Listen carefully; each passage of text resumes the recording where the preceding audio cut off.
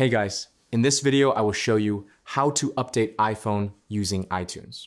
All right, so let's begin with the video. This method works on both Windows computers and Mac devices. To begin, open the iTunes application on your computer. If you don't already have iTunes installed, you can download it for free from Apple's official website. Once iTunes is open, pick up your iPhone and make sure it is powered on.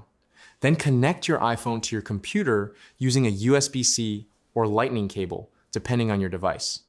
Plug one end into your phone and the other end into your computer or Mac. After connecting the device, if this is the first time you've connected the phone to that computer, a message will appear asking if you trust the computer.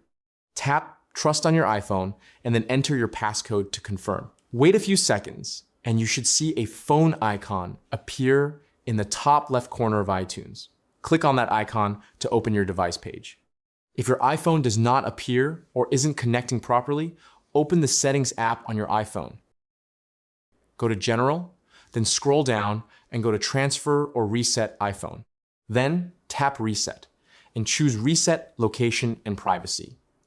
Enter your passcode, disconnect the cable, and reconnect the iPhone again. This should make the Trust This Computer message appear once more and allow iTunes to detect the device.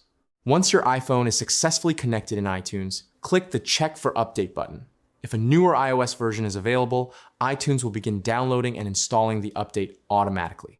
Make sure to keep your iPhone connected to the computer throughout the entire update process until everything is finished.